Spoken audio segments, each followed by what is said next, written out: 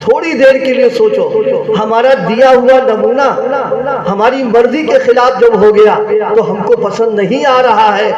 اللہ پاک نے جس کو ہماری زندگی کا نمونہ بنا کر کے بھیجا ہے، اگر ہماری زندگی اس نمونے کے خلاف ہوگی تو کیا اللہ پاک خوش ہو جائے گا؟ جی نہیں، اللہ پاک خوش نہیں ہوگا۔ اس مہینے کا سب سے بڑا پیغام مسلمانوں کی زندگیوں میں انقلاب آئے اور وہ یہ طے کریں کہ اپنی زندگی دینے والے کی مرضی کے حساب سے گزاریں گے۔ ہمارا پہننا، ہمارا اوڑھنا، ہمارا رہنا، ہمارا سہنا، ہماری خوشی، ہماری غمی، ساری چیزیں رسول پاک کے طریقے کے مطابق ہوگی۔ جو زندگی رسول پاک کے طریقے کے مطابق جتنی زیادہ ہوگی اللہ پاک اتنا ہی پسند ہے۔ صحابہ کتنے عاشق تھے ہم آپ سے بتائیں۔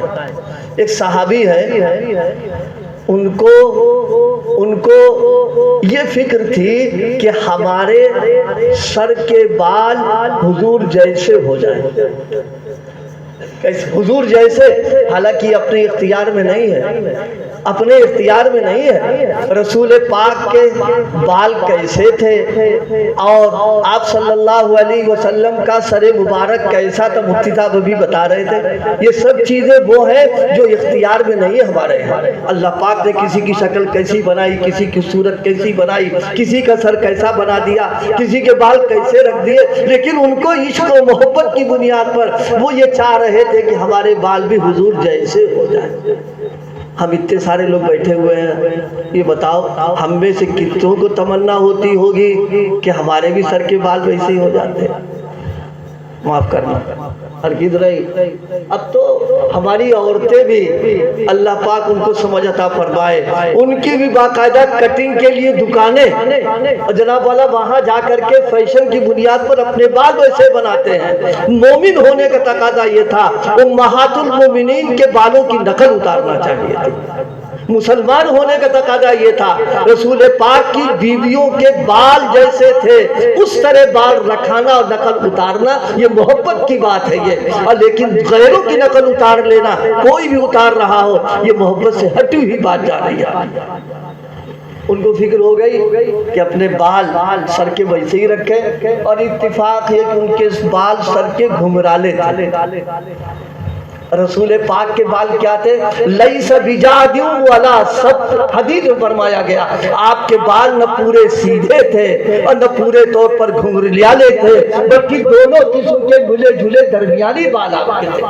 آقا محبت کرنے والے کیسے ہوتے ہیں؟ ذرا سوچو، محبت کرنے والے ایسے ہوتے حضور کی ایک ایک اداؤں کو، حضور کی ایک ایک نقل و حرکتوں کو نہ صرف یہ کہ انہوں نے دیکھا، اس کو اپنے دل میں محفوظ کیا، بلکہ اپنی زندگی کو اس طریقے سے ڈھال دیا۔ بالکل ان کو فکر ہو گئی کہ بال گھمرالے ہیں، اب کیسے اس میں ہم مانگ نکالیں؟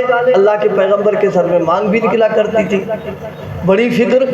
ایک دن بیٹھے ہوئے اور لوہے کا تار جسے کہتے ہیں وہ لے آئے، لوہے کا تار لائے اور لا کر کے گرم کیا۔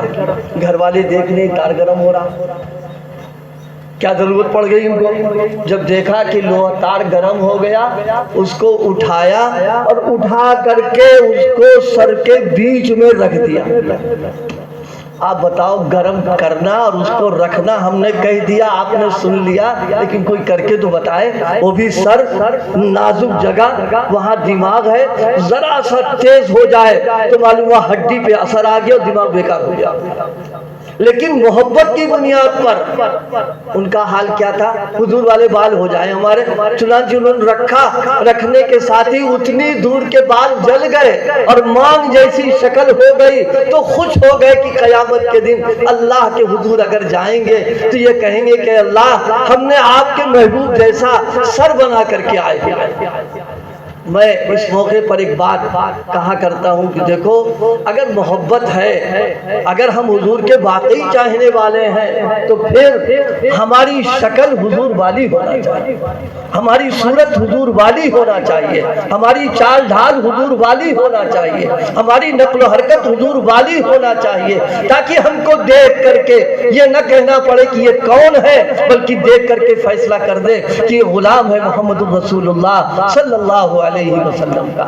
حضور کی نقل اتارنا، جتنی زیادہ نقل اتاریں گے اتنا ہی اللہ کی نظروں میں محبوب ہو جائیں گے۔ آج ہم لوگ اس تلاش میں ہیں کہ دنیا ہم کو عزت کی نظروں سے دیکھے، لوگ دنیا ہمارا احترام کرے، اکرام کرے۔ مسلمانوں خوب سن لو اچھی طریقے سے، مسلمانوں کا عروج اور ترقی، مسلمانوں کی عزت اور کامیابی رسول پاک کے طریقے میں ہے۔ اس کو اگر اپنائیں گے، اللہ نے فرمایا سَيَجْعَلُ لَهُمُ الرَّحْمَنُ وُدًّا، ہم مخلوق کے دلوں میں تمہاری محبت پیدا کریں گے۔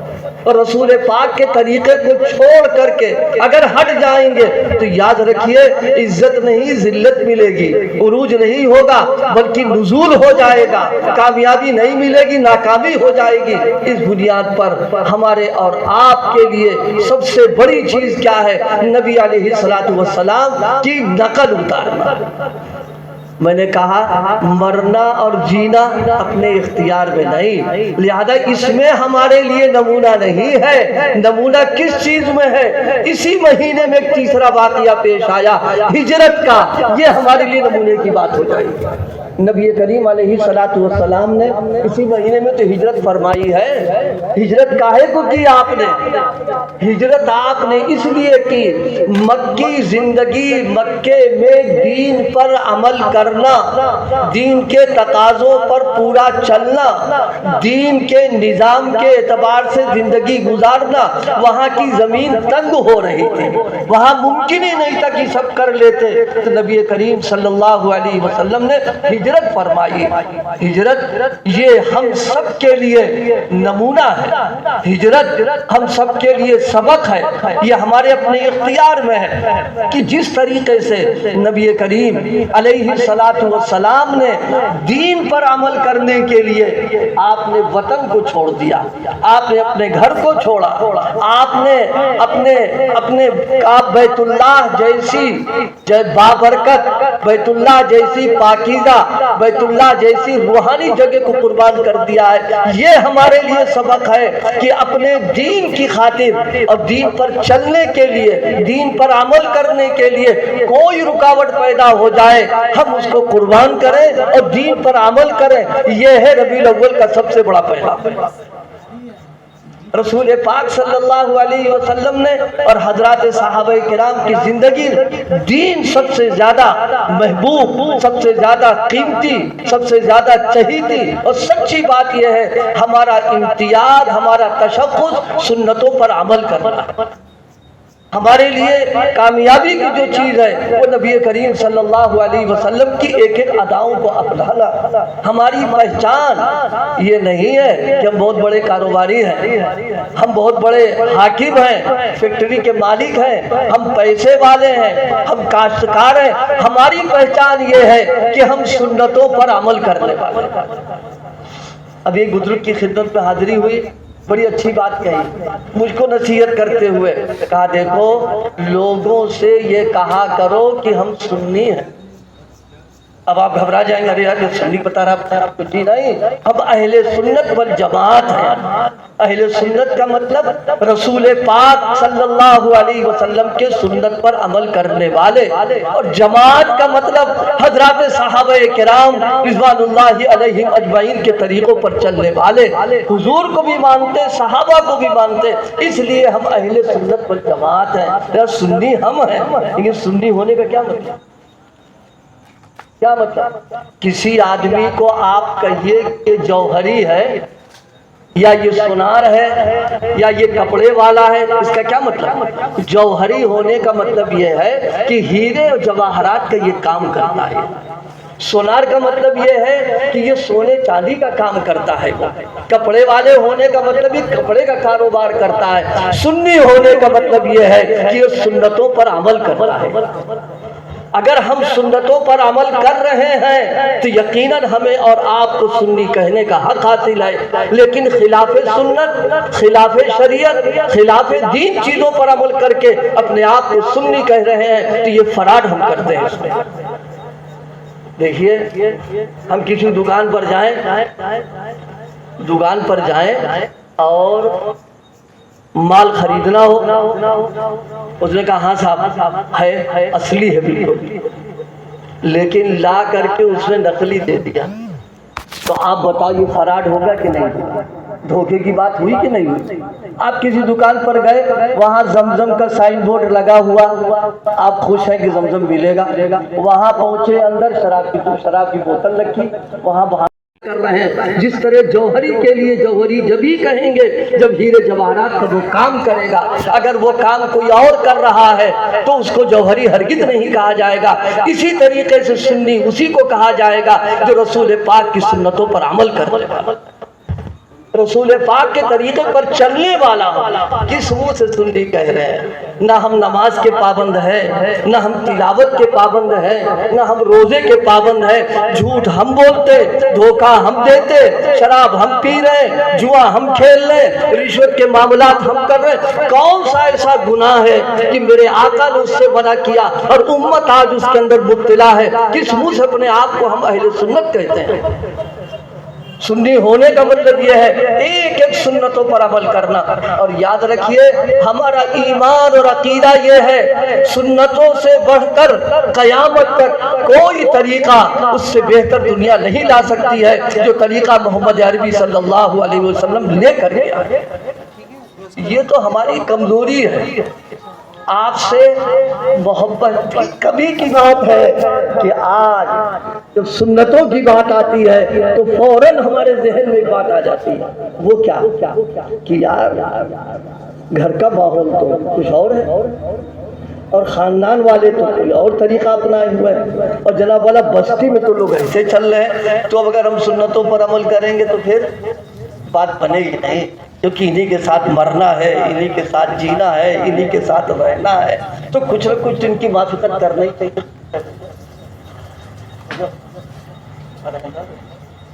بس بھائی زیادہ نہیں بیان کریں گے، اس لیے کہ میں مغربات پڑھاتا ہوں.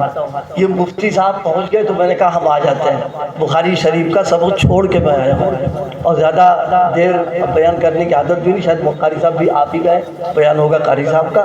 میں مختصر سی بات پوری کر کے ختم کر دیں. دیکھو، ایک بات آپ سے پوچھنا چاہتے ہیں، ہمیں اور آپ کو کس نے پیدا کیا؟ اللہ نے پیدا کیا. ہم کو ہاتھ، پیر، آنکھ، ناک، کان سب چیزیں کس نے دی ہیں؟ اللہ پاک نے دی. ہم کو روزی کون دے رہا ہے؟ اللہ پاک دے رہا ہے. ہمارے کاروبار کو کون چلا رہا ہے؟ اللہ پاک چلا رہا ہے. تو تمام چیزیں تو اللہ پاک چلا رہے ہیں، لیکن اس کے طریقے پر چلنے کے لیے آنا کانی کریں ہم، یہ کون سی عقل مندی کی بات ہے؟ لوگ کیسے تھے؟ بس ایک واقعہ میں عرض کروں آپ سے. ایک بزرگ ہیں حضرت خواجہ عزیز الحسن مجذوب، حضرت حکیم الامت نور اللہ مرقدہ کے جلیل القدر خلفاء میں. اور مزے کی بات یہ ہے، انگریزوں کے زمانے میں ڈپٹی کلکٹر بھی تھے، ڈپٹی کمشنر بھی تھے. اس زمانے میں ایک ہی آدمی کے پاس دونوں عہدے ہوتے تھے. تقسیم کے بعد یہ الگ الگ عہدے ہو گئے. اور آج کل تو خیر جو کچھ ہو رہا، اس انگریزوں کے زمانے میں ڈگری بکا نہیں کرتی تھی، صلاحیتوں پر کام ہوا کرتا تھا. تو ڈپٹی کلکٹر بھی تھے، ڈپٹی کمشنر بھی تھے، لیکن سنتوں پر اور دین پر کیسے عمل کرنے والے تھے. آج اگر سنایا جائے حیرت ہے. اور کیسے رہتے تھے؟ اپنے اجلاس میں جب جاتے تھے تو کبھی انہیں خیال نہیں ہوا کہ کچہری کا ماحول کیسا ہے، عدالت کے لوگ کیسے ہیں، ہمارے اردلی کیسے ہیں، ہمارے کام کاج کرنے والے کیسے. نہیں، اسی کرتے پجامے اور داڑھی گول ٹوپی میں جایا کرتے. اور بعض لوگوں نے بتایا کہ جب حضرت خالی ہوتے تو تسبیح پڑھتے. آج بتا دو ہم میں سے کون بہت بڑا دیندار ہے؟ کون بہت بڑا دیندار ہے جو کر کے دکھا دے گا اس کے اوپر؟ حضرت کے گھر میں ایک مرغا پلا تھا اور وہ کاٹتا تھا، کٹکھنا تھا، چاروں کی عادت ہوتی ہے. حضرت نے کیا اس کو بیچ دو، چنانچہ مرغا حوالے کیا. چپراسی سے کہا دیکھ اس کو جب جانا اور کوئی خریدنے کے لیے آئے تو بتا دینا کہ یہ کاٹتا آئے پتہ. اب آپ سوچتے ہو کہ معلوم ہوتا ہے کہ مولوی تھے سیدھے سادے، وہ کیا جانے عیب بتا نہیں بتاؤ. دکاندار سوچتا ہے یار عیب بتا دے کہ تو مال بکا ہی گئی نہیں، گاہک چلا جائے گا. نہیں، یہ ہماری غلط ہے. اگر بے ایمانی کرنے والے، دھوکہ دینے والے، فریب و فراڈ کرنے والوں کے کام اگر چل رہے ہیں تو دیانت و امانت کے ساتھ کام کرنے والے کیا بھوکوں مر جائیں گے؟ اللہ پاک ان کا چلائے گا، ان سے زیادہ چلائے گا. اور اللہ پاک، اور دیکھیے گاہک کا بھیجنا اور مال کا بک جانا یہ اللہ کے قبضے میں ہے، کسی اور کے قبضے میں نہیں ہے. تجربہ کر کے دیکھیے آپ، کبھی کبھی دکاندار بہت عمدہ قسم کا مال لا کر کے دے دیا، گاہک کو پسند ہی نہیں آیا. دوسری دکان پہ پہنچا گھٹیا قسم کا ہے اور اس کو پسند آ گیا، یہ اللہ دل میں ڈالتا ہے. حضرت نے اپنے چپراسی سے کہہ دیا کہ اس کو بیچ دیں، بتا دینا آئے بھی اس کے اندر. اور یہ رسول پاک کی سنت ہے. کیا فرمایا؟ لیس منا من غشنا، جو دھوکہ دے میرا اس کا کوئی تعلق نہیں. آج تو ہم سوچتے ہیں دھوکہ دے کے پیدا کر لو، پتہ نہیں کیا ہو معلوم ہے. ابھی آیا ہے پھنسا لو، کہیں چلا گیا تو ہمارا کیا ہوگا. حضرت کو خیال فوراً یہ آیا کہ ایسا نہ ہو یہ چپراسی ہے، عیب نہ بتائے، اس کو بھیج دے تو کل قیامت کے دن اللہ پاک میری گردن پکڑے گا کہ یہ عیب تمہارے جانور کے اندر تھا، تم اس کے ذمہ دار ہو، یہ ذمہ دار اس کا نہیں ہے. چنانچہ حضرت نے اس سے کہا تم بیٹھو ہم چلتے ہیں. مرغا ہاتھ میں لے رہے ڈپٹی کمشنر اور ڈپٹی کلکٹر، اور نخاس پاس جا کر کے تو فٹ پاتھ پر بیٹھ کر کے اس کو بیچا. سنا تو دیا ہم نے، لیکن ذرا سوچو کوئی کرسی والا اس زمانے میں کر کے دکھا دے؟ کوئی کر سکتا ہے؟ کوئی نہیں کرے گا. صرف اس فکر کی بنیاد کے اوپر کہ اگر اس کا عیب نہ بتایا تو اس کی جو پیسے آئیں گے وہ غلط ہو جائیں گے اور دھوکے کا معاملہ ہوگا. حضرت فوراً تشریف لے گئے اور خود فٹ پاتھ پر بیٹھ کر کے بیچا، اور بیچنے سے پہلے گاہک کو بتا دیا کہ اس کے اندر یہ عیب ہے، تمہارا جی چاہے خریدو، تمہارا جی چاہے نہ تم خریدو اس کو. یہ ہے سنت پر عمل کرنے والے. اللہ پاک ہم کو صحیح معنوں میں سنتوں پر عمل کرنے والا بنا دے تاکہ ہم سچے پکے سنی بن جائیں. سنی کا مطلب سنتوں پر عمل کرنے والے. سنی کا مطلب سن ہو جانا نہیں.